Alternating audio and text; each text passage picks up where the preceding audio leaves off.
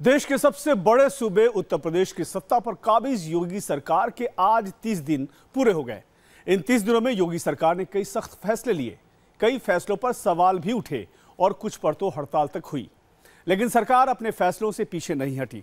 इन्हीं फैसलों में से एक था अवैध बूचड़खाने पर प्रतिबंध। सत्ता में आते ही सबसे पहली गाज बिना लाइसेंस के बूचड़खानों पर गिरी। इस फैसले के साथ ही ये माना जाने लगा कि योगी राज में गायों के अच्छे दिन आ गए हैं।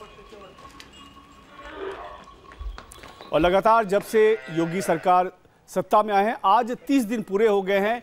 कई अहम फैसले लिए गए, जिसमें सबसे प्रमुख रहा बूचड़खानों पर प्रतिबंध।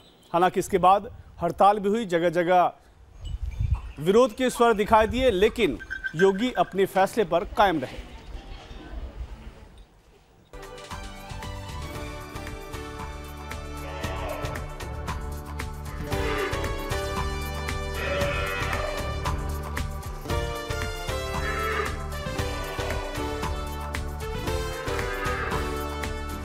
जब देश के सबसे बड़े सूबे का मुखिया ही गौ सेवा में लगा रहे तो ये कहा जा सकता है कि गायों के अच्छे दिन आ गए हैं।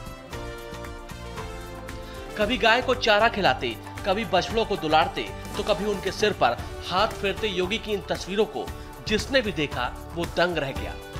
मुख्यमंत्री का दायित्व आने से पहले गोरक्षा पीठ में योगी रोजाना ब्रह्म मुहूर्त में उठकर अपनी गौशाला में भ्रमण करते थे और गायों को चारा डालते थे। बेजुबान जानवर भी इस अपनेपन को खूब समझते थे, तभी तो योगी को देखते ही दौड़े चले आते थे। हम पहुंचे हैं गोरखपुर में योगी आदित्यनाथ की इस गौशाला में। प्रतिदिन यहाँ पर आकर गौ सेवा करना, गायों को गुड़ और चारा खिलाना, ये उनकी दिनचर्या का हिस्सा रहा है। यहाँ पर योगी आदित्यनाथ इन गायों से इतने घुले मिले हैं कि बकायदा इनको इनके नाम से पुकारते हैं और ये गाय भी उन्हें पहचानती हैं उनकी आहट भर से। हमें तो ये भी बताया गया कि यहाँ पर मुख्यमंत्री बनने के बाद से, जब से योगी आदित्यनाथ गए हैं लखनऊ, तब से यहाँ पर गायें बहुत उदास भी हैं। जब मुख्यमंत्री खुद ही गोप्रेमी हो तो गायों पर बुरी नजर कौन डाल सकता है। योगी के सीएम बनने के ठीक बाद सबसे बड़ी गाज अवैध बूचड़खानों पर गिरी। गायों की तस्करी को पूरी तरह से रोकने की कवायद शुरू हुई। कुछ लोगों ने इसे मुसलमान विरोधी बताया, लेकिन आप जानकर हैरान रह जाएंगे कि गोरक्षा पीठ में गायों की सेवा करने वालों में से कुछ मुसलमान भी हैं और वो इस फैसले को सही ठहराते हैं। योगी आदित्यनाथ की इस गौशाला में हमें एक बहुत दिलचस्प तस्वीर देखने को मिली, जब एक मुसलमान गौ सेवक हमें यहाँ मिले। मोहम्मद मान है इनका नाम। आप कब से यहाँ पर गौ सेवा कर रहे हैं? हम 10 साल से, यही पैदाइश है हमारा। 10 साल से। आपको लगता है जब वो गौरक्षा की बात करते हैं, गौ सेवा की बात करते हैं, तो वो संदेश हर किसी के लिए है, हिंदू मुसलमान सबके? हाँ, सबके लिए है, यहाँ पे सबके लिए है। ना कोई जात भाव है, ना कोई जात भेद है यहाँ। हाँ, सब कोई रहता है। आपको ये लगता है कि जब वो गौरक्षा की बात करते हैं तो कुछ लोग कहते हैं ये मुसलमान विरोधी बात? नहीं, ये गलत बात है, गलत बात है। देखिए, अगर ऐसा रहता ना तो हमको रखते नहीं, निकाल देते। हाँ। इस गौशाला में 400 से ज्यादा गायें हैं। सभी गायों के अलग अलग नाम हैं। सीएम योगी सबको नाम से ही पुकारते हैं और बेजुबान गाय भी अपना नाम सुनकर योगी के पास पहुंच जाती है।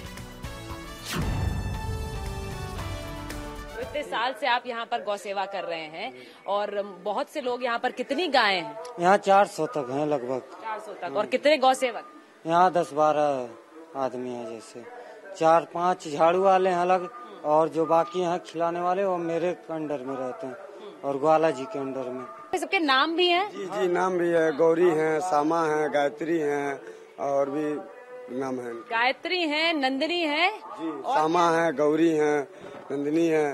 और आप सबको पहचानते हैं उनके नाम? जी जी जी, सब पहचानते हैं। हम लोग तो यहाँ सेवा करते हैं तो मानो हम लोग बुलाते हैं तो चली आती हैं, लेकिन महाराज जी जब बुलाते हैं तो सब दौड़ कर चली आती हैं उनके। सीएम योगी जब कभी भी यहाँ आते हैं गौ सेवा से नहीं चूकते।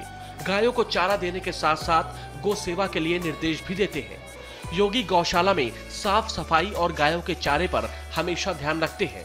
योगी के गोप्रेम की ये तस्वीर कोई नई नहीं है। सीएम और सांसद बनने से पहले कई साल से ये रूटीन उनके जीवन का हिस्सा रहा है।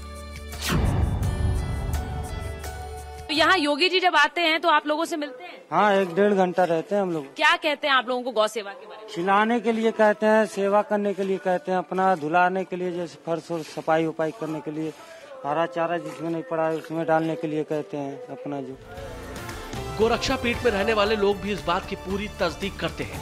बताते हैं कि गोरखपुर के इस मठ के महाराज कैसे इन गायों की सेवा करते हैं।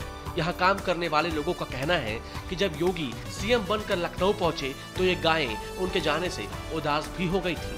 उदास हो गई थी हल्का फुल्का, तो उनको दिया जाता था हरा चारा। जैसे महाराज जी हरा चारा ज्यादा मांगते थे, उनको हरा चारा दिया जाता था 2 टाइम 3 टाइम। गौशाला से योगी आदित्यनाथ कहीं ना कहीं संदेश पूरे सूबे को देना चाहते हैं और पूरे देश को कि किस तरह गौरक्षा लोगों को जोड़ती है एक परिवार की तरह। गोरखपीठ से इंडिया टीवी के लिए सुचारिता कुकरेती की रिपोर्ट। अवैध बूचड़खानों को बंद करने का फैसला इतना आसान नहीं था। इस फैसले पर संसद से लेकर सड़क तक सवाल उठाए गए। कारोबार से जुड़े हजारों लोग सड़क पर उतरे, विरोध में दुकानें तक बंद की गई। लेकिन योगी सरकार ने साफ कर दिया कि गोरक्षा के फैसले से कोई समझौता नहीं होगा। दरअसल सीएम योगी आदित्यनाथ सांसद और सीएम बनने से पहले से ही गौ सेवा करते आए हैं और ये उनकी डेली रूटीन का हिस्सा है। गोरखपुर से लेकर लखनऊ तक योगी के इस रूटीन में कोई असर नहीं पड़ा है।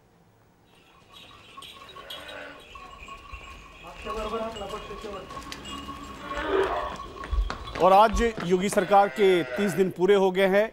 जब से योगी आदित्यनाथ सत्ता में आए हैं, बहुत बड़े फैसले लिए गए, जिसमें से अवैध बूचड़खानों पर प्रतिबंध लगाने का उनका फैसला बहुत महत्वपूर्ण रहा।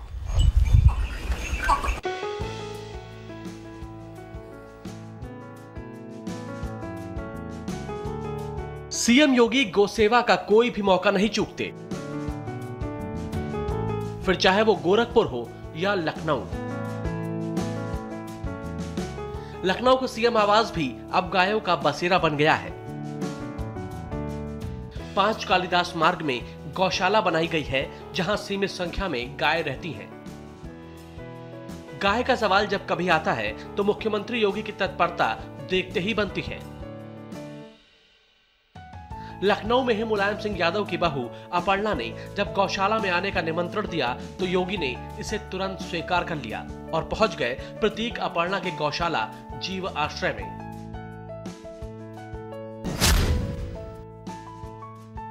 मुख्यमंत्री को आमंत्रित किया था। जी जी, उसके पीछे क्या सोच रही है आप? देखिए प्रतीक जी और हम जब गए थे तो उनको पता तो है ही ये बात कि हम लोग करते हैं ये काम। तो जब हमने इस बात के लिए उनको एक तरह से कह लीजिए कि निमंत्रण कहा तो वो बहुत खुश हुए और खुद ही उन्होंने एक इनिशिएटिव लिया आने के लिए। तो ये बहुत अच्छा लगा मुझे। इस मौके पर मुख्यमंत्री योगी आदित्यनाथ के साथ दोनों डिप्टी चीफ मिनिस्टर और कई मंत्री भी थे। यहाँ भी सीएम योगी गायों को हरा चारा डालने से खुद को रोक नहीं पाए।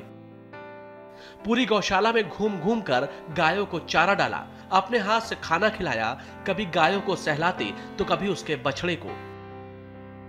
54 एकड़ में बने इस कान्हा उपवन में 800 गाय, 840 नंदी और बाकी जानवर हैं, जिनकी देखरेख अपर्णा यादव और उनके पति प्रतीक यादव का एनजीओ करता है। इस आदर्श गौशाला का एक तरह से संचालन कर रही हैं अपर्णा यादव, जो इस वक्त मेरे साथ हैं। अपर्णा, तस्वीरें तो मुझे बहुत कुछ बयां कर रही हैं आपके गाय प्रेम को। जी जी, कब से कर रही हैं गौ सेवा? देखिए हमें तो बचपन से सिखाया गया है गौ सेवा करना। हमारी दादी बहुत गौ सेवा करती थी। फिर हमें एक सौभाग्य प्राप्त हुआ कि एक ऐसे परिवार में जाने का मौका अवसर मिला जिसमें हमारे पति हमारा साथ दे रहे हैं। और प्रतीक जी का बहुत ज्यादा इस बात पे विशेष ध्यान है कि पशुओं की जो व्यवस्था है वो इस देश में, इस प्रदेश में किस प्रकार से हम उचित व्यवस्था करके उनको ठीक करें। सत्ता में आने के बाद से ही योगी सरकार ने गोरक्षा के लिए कई सख्त फैसले लिए। सबसे पहले राज्य में अवैध बूचड़खाने बंद कर दिए गए। गाय की तस्करी पर भी पूर्ण प्रतिबंध लगा दिया गया। साथ ही सरकार ने साफ कर दिया कि अब नगर निकायों को भी गोरक्षा के क्षेत्र में काम करना होगा। सालों पर अंकुश लगा, इससे काफी कुछ राहत मिली है। गोवंश के संरक्षण के लिए 2 ही उपाय हैं। एक तो जब गाय दूध देती तब तक तो कोई भी उसका संरक्षण करने के लिए तैयार होता है। जब दूध नहीं देती तो वही जो माता होती उनको आवारा गाय के रूप में लोग प्रचलित करने लगते हैं। ये दुखद है। तब उनका संरक्षण कैसे बने? नगर निकायों को खासतौर से गौ संरक्षण के लिए जो उनका एक मद है उनके एक्ट में प्रावधानित है कि उनको करना है। जो गोचर लैंड है या गाय के लिए संबंधित इस प्रकार के प्रकल्प लग सकते हैं, उन पर हम लोग तेजी से काम कर रहे हैं। हालांकि सरकार के ऐसे फैसले का विपक्ष ने खूब विरोध किया। बूचड़ खाने के कारोबार से जुड़े लोगों ने हड़ताल की, लेकिन सरकार पर इसका कोई असर नहीं पड़ा। सरकार अपने फैसले पर अड़ी रही। मुलायम की बहू अपर्णा भी मानती हैं कि गौ हत्या पर प्रतिबंध होना चाहिए। कि गौ हत्या पे तो सच बात है कि पूर्ण प्रतिबंध होना चाहिए। और मुझे तो ऐसा लगता है, पता नहीं क्यों, क्योंकि हो सकता है मैं पशु प्रेमी हूँ, मुझे तो लगता है पशुओं की हत्या ही नहीं होनी चाहिए। गाय इज नॉट ओनली एक हिंदू देवी देवताओं का सिंबल नहीं है। ये सबको दूध देती है ना, माँ सबको दूध पिलाती है अपना। तो जब अब माँ तो दूध हमेशा नहीं पिला सकती भाई, बड़े होकर तो हम गाय का ही दूध पीते हैं।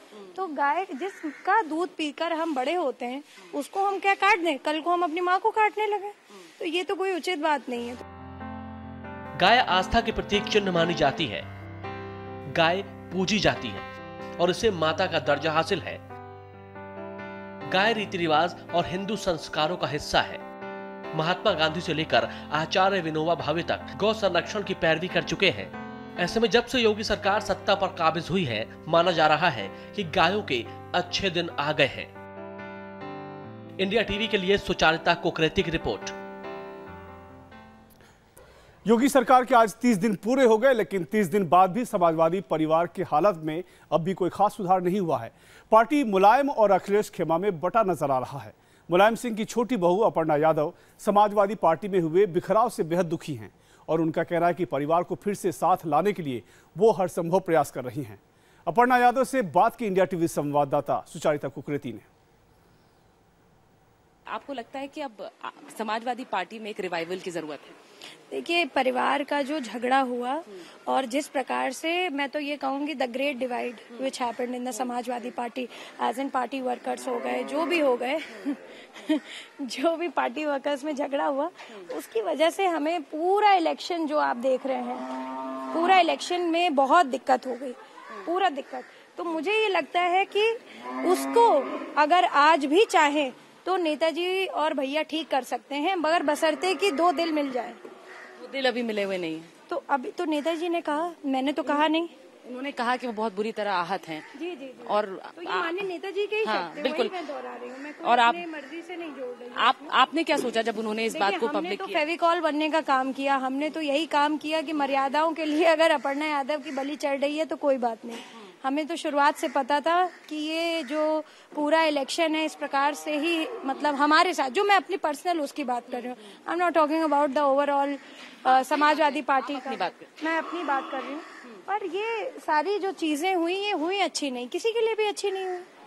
तो ये, और आपने कहा कि अगर अपर्णा की बलि चढ़ जाए, आपको लगा कि आप एक तरह से आपकी बलि चढ़ाई गई इन चुनावों में? देखिए, बलि नहीं, इन लोगों की बात नहीं है। जब झगड़ा ही इतना बड़ा हो गया तो पार्टी डिवाइड हो गई, तो भाई वर्कर डिवाइड हो गया, बड़े नेता डिवाइड हो गए, तो उससे तो आघात पहुंचा ही। वो अपर्णा यादव को नहीं, पूरी समाजवादी पार्टी को पहुंचा, और उसी की वजह से हमारी हालत ये हुई। तो अब आप, जैसे आपने कहा कि 2 दिलों को मिलाने के लिए आप फेविकॉल का काम कर रही हैं। हम तो कर ही रहे हैं, अभी भी हमारे प्रयास हैं कि भाई मिल जाएं। आप एक बड़ा रोल अदा कर सकती हैं उस रिवाइवल में। मैंने, देखिए, मैंने एक महिला होने के नाते, एक मर्यादित बहू होने के नाते, मैंने हमेशा से ये बोला कि अच्छा रहे, पार्टी का अच्छा हो, परिवार का अच्छा हो। अब ये तो भाई बड़ों पे है ना, हम तो बोल सकते हैं, जितना मैं बोल सकती हूँ उतना मैं बोल सकती हूँ। महिलाओं की कुछ जिम्मेदारी भी होती है घर को मिला देने की। हमने उस जिम्मेदारी में हम कभी पीछे हटे नहीं, आज भी नहीं हट रही हूँ।